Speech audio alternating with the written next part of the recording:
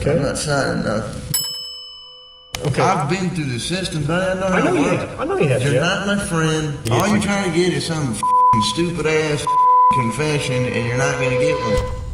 On a seemingly regular evening in 2011, alarm bells began to sound itself in a local 7-Eleven. Reports of an armed robbery began flooding into the local police department. But upon arrival at the scene, the suspect was nowhere to be found. After expanding the search, that's when it's assumed police heard commotion in a house nearby. And without any other leads, they stormed in, discovering a known heroin addict sitting inside with a gun. Without any other evidence, they arrested the man and brought him to be interviewed. This so-called addict was Jeff Pearson, the man who committed the robbery. And the following goes down in history as one of the only times a man single-handedly beat the cops at their own game. All that while experiencing horrific heroin withdrawals. This is what happens when the suspect outsmarts the cop. The next 24 hours were captured on police cameras within the interview room. But conversely to most footage similar to this, it was originally uploaded to the suspect's own YouTube channel on the 25th of September 2011. This is the first sign of what makes Jeff a cult figure and a legend within the interrogation community. Jeff was held in police custody for almost an entire day, but all of the footage from the 3 interrogation sessions held barely 15 minutes. Given that robbery and arrest took place within the state of Georgia, the usual minimum sentence would be around 10 years imprisonment, ranging up to a maximum of life without parole. But it would transpire that Jeff wouldn't end up doing a minute of this time. And instead of serving multiple decades behind bars, he spent a day being served drinks and candy while delivering a masterclass in what to do while in police custody. The following footage shows us in stunning detail what methods the cops will try on you, and how to dodge them like an absolute pro. The footage starts with Jeff handcuffed in a small, windowless room dressed in prison scrubs. It's clear he's already been processed and spent some time in a cell, likely while the cops spent some time gathering the evidence and prepared to question him. Am I under arrest? For now. I'm under arrest? Yeah, I'll explain everything, but before I explain myself to you, before we talk to each other, I need to read your rights, okay? What am I under arrest for? Well, like I said, I need to read your rights first. Obviously, the charge is robbery, okay? Jeff immediately opens by asking if he's under arrest and on what grounds. From the first moment, it's evident that Jeff has done his research, as this is exactly what you should be doing in this situation. From here, there are 2 options. If you're not being arrested or detained, you can state that you're also not obligated to stay and answer questions. And you should be completely free to leave the interrogation. If you are being arrested, you can then immediately ask for a lawyer and stay silent until you're provided with one. These options give you the best chance of stopping the police in their tracks and allow you to create the best defense possible. What's amusing is that when you're being arrested in America, the officer is actually legally obligated to remind you of this. Take a listen to the Miranda warning that this detective reads out to Jeff. You have the right to remain silent. Anything you say can will be used against you in the court of law. You have the right to talk to a lawyer for advice before we question you. If you cannot afford to hire a lawyer and you want one, a lawyer will be provided for you. If you decide to answer questions now without a lawyer present, you'll still have the right to stop answering questions at any time. Does that make sense? You've probably heard these before, haven't you? These 3 points are incredibly important and are often overlooked by the average citizen due to the panic of being arrested in the first place.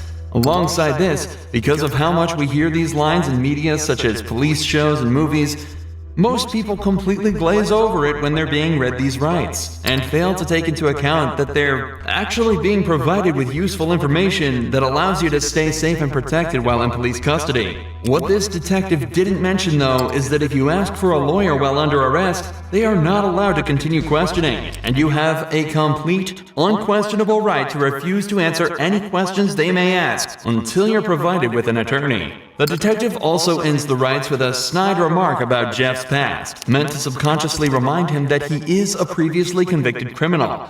Do you understand your rights? Do you understand your rights, Jeff? Yes or no? You understand? We're getting paid more than you are, so we can sit here for a long time, man. I just need you to answer me yes or no. Do you understand your rights? Let's get through that question. Do you understand what I read you? Do you comprehend what I read you? Jeff has been explicitly told he has the right to remain silent, so that's exactly what he's deciding to do. Right here, the leading detective leans back in his chair. This was meant to show that he's unconcerned with Jeff's silence, and that he can stay there as long as necessary. But body language like this usually indicates some form of unrest. It's clear that the detective knows that this is going to be a tricky few hours for them. If you got something that says you didn't do this robbery, this is your chance to talk to us. Okay, good cop. No, usually I'm the prick. You look like a prick. I am. If it's dominance we're talking about, Jeff just took everything the cops had and dumped it in that garbage can. I'm not asking if you want to talk to me at this point. I just wanted to understand what I read to you. So am I under arrest? Yes, you're under arrest. I'm getting back to the cell. I don't talk to you, motherfucker. Okay, you're done. In this first round of interrogation, Jeff exhibited exactly the correct behavior given his current circumstances. He knows the cops have nothing on him. They wouldn't be there talking to him in the first place if they did. So he stays silent. And so it's off back to his cell he goes. But 2 hours later, he's brought back to the same room for round 2. You wanted a Coke? You gonna be able to pop it open or you need me to? I need methadone. You need methadone? Yeah, you guys get me that methadone? I don't have any. Do you have medication for it, or a prescription for it? Or? No. What do you need methadone for? Because I'm a fucking junkie and you guys, I can't get no methadone. I'm gonna go through withdrawal here tonight. A can of soda is all Jeff requested before he returned to the interrogation room. But he immediately mentions the withdrawals that he's likely already starting to feel. However, methadone, the drug Jeff asked for at the start of this conversation, can be used to significantly reduce the effects of the withdrawal. It can even reduce the cravings he's also probably been experiencing for the entire time he's been in police custody. How long have you been using heroin? Long time, buddy. 10 years? 15 years? I hardly been alive that long. What are you trying to talk to me about here? Talk to you about what happened last night. Look, here's the deal. Either you're in a bad set of circumstances or you went and committed an armed robbery last night. Yeah, right? I'm in a shitty, wrong place at wrong time, obviously. I didn't commit no fucking armed robbery. All right, then let's talk about this. Let's I not keep up don't the talk to the police, man. Jeff is clearly through with the personal talk and wants to get back to the matter at hand. In his eyes, he's been arrested for something he didn't do and wants to get out of there as quickly as possible. Okay. I've been through the system, man. I know you how it have. works. I know you have, You're Jeff. not my friend. I'm not your friend. You're trying to fucking get me. Or you're No, trying I'm not trying to get all you. you're trying to get is some fucking stupid ass fucking confession, and you're not gonna get one. Jeff, I'm not going to get a confession out of you for nothing. Exactly, because I And didn't I'm do not trying to nothing. get a confession out of you. Okay, I'm gonna tell you, I didn't commit no armed robbery, and y'all ain't got no fucking evidence saying I did. Let me go. All you did is find me sitting in my buddy's house because my fucking buddy's dog's going ape shit. I go outside, there are cops everywhere, and they spotlight me. They say, "Come here." I say, "What's up?" They search me. They ain't find Hang on. nothing. What's Let up? me read this. No, Yes. because I'm not gonna sign. You don't have to sign it. But let me read it for you. I'm Okay? not signing nothing. You don't have to sign it. The irony of this cop saying he's not trying to get Jeff while he has him handcuffed in an interrogation room questioning him is very amusing. But even through all this, every part of what Jeff said here is so perfect, it almost sounds rehearsed. It's an incredible display of personal legal defense, and is even more impressive when you layer it with the fact that Jeff is almost definitely starting to experience withdrawals. I also want to highlight the point Jeff made about how cops are simply trying to force a confession out of him. One of the main techniques used in these interrogations is the read technique, developed by a former cop and psychologist in the 1960s after he extracted a confession from a man accused of murdering his own wife. The technique consists of 9 steps, beginning with a polite discussion about why the suspect is being accused of the crime, followed by using certain body language and actions within the interrogation as a display of guilt. The method ends with offering the suspect 2 alternative statements they can agree with, one of which is slightly more acceptable than the other, but whichever is chosen admits guilt and is counted as a confession.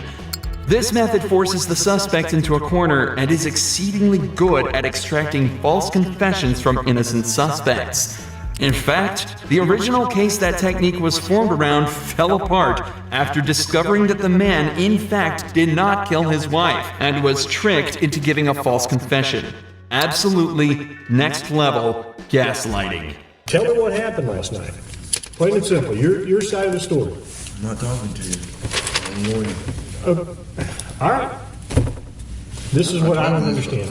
I know, but this is what I don't understand, Jeff. You were sitting there talking just like you were ready to sit here and tell me what happened last night, and then all of a sudden I read that to you and you screw it, I ain't talking to you. I want a lawyer. I don't understand that. What changed?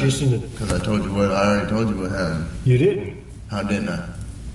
You didn't tell me what happened last night. How didn't I just tell you what? But now you've handcuffed me, and I can't talk to you because you've asked for an attorney. So, okay, that's fine. But I will tell you right now, you're still on a hold for a robbery. I know. I don't know why. I need a fucking lawyer because obviously I didn't do nothing. And obviously you guys know I didn't do nothing because I've been arrested for the same bullshit before and you guys don't interview me this much. So, wham bam, thank you for the coke, put me back in the cell. That's my home. Jeff has now asked for a lawyer and is once again refusing to answer questions. But we're only halfway through this footage, and Jeff's ability to defend himself and completely destroy this cop only gets better from here. Here's what the deal is. I have enough evidence Like what? of the armed robbery, okay? But, you know, if you're saying you didn't do it, you need to give me your side of the story. I didn't do it. Okay, well, give me your side of the story. You gotta, convince me. Because I got a lot of evidence. I got a lot of physical evidence. Well, like what? Name Why should I tell you that? This is where the detective starts to become desperate. He knows he's running out of time, and so has completely abandoned any elaborate techniques or methods to try and get information out of him. He's now instead moved on to essentially just threatening him with false claims of evidence that he can easily use to convict Jeff. If all of this was true, he'd likely be trying to use it to intimidate Jeff into panicking and giving up more information. But instead, he uses a flimsy rhetoric, claiming that because Jeff hasn't helped him, he won't help Jeff. There's only a couple pieces of evidence I'm missing. Name them. What's that? Name them. Well, why do I need to do that? You haven't helped me out at all. You give me a little bit, I give you a little bit. We go back and forth. I give you one of my pieces of evidence, now give me a little something. Alright? What time do you get over to Aaron's house? No, anything I say here can and will be used against me. Sure, but anything you say here, I can also tell your parole officer that you help me out.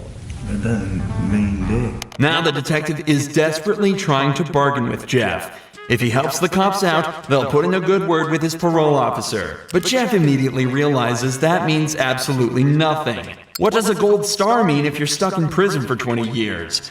This further enforces the idea that cops have absolutely nothing to convict Jeff with, and also shows that they know they're running out of time. Jeff has asked for a lawyer, yet they're still sitting there questioning him, as if that's not a blatant violation of the rights that they have read to Jeff on 3 separate occasions. They know that if they don't get anything out of him soon, their time will run out, and Jeff is watching the clock closely. For the next 4 minutes of the interrogation, Jeff continues to deny and combat anything the police say to him. They bring up the gun that he was found with, continue to try and strike a deal, and even try to scare him by taunting him with what being back in prison would be like, and without any of the drugs he's grown a dependency to. But throughout all of this, Jeff stays totally stone-faced. He knows he's almost won. I'm done, man. Fuck this. I'm not even answering. All this shit that I just said is gonna be fucking written in the discovery now, right? What? You haven't said nothing. I mean, every little stupid thing that you've asked me, dude, is gonna be in the discovery. I can't even do discovery. The prosecutor is. Okay. So, you halfway know the system, how things work, and you halfway don't. Am I right? I half-ass know Yeah. that the only reason I came up here is to get a fucking coke. Okay. And I got it. But now I want a Butterfinger. But that's not going to happen for a while. What, the Butterfinger? Yeah. Why not?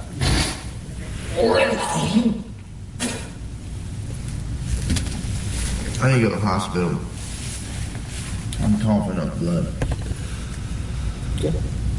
Let's go to the hospital. For the last few hours, the police have been questioning a man who is clearly in pain, denying him access to the legal prescription drug that would help him deal with his issues, and questioning him repeatedly on a crime for which they have no evidence for. All the while, Jeff dealt with this as casually as possible, asking for sodas and chocolate bars. Jeff knew misspeaking at any point could lead him down a slippery slope, so he exerted his rights in the perfect way, and 12 hours later, it's recorded that he was released from custody and sent on his merry way. It's also reported that, from here, Jeff began to turn his life around. He's off heroin and now spends his time uploading to the same YouTube channel the footage from this video was uploaded to. He makes music and even gives extra tips on how to avoid the police's tricks.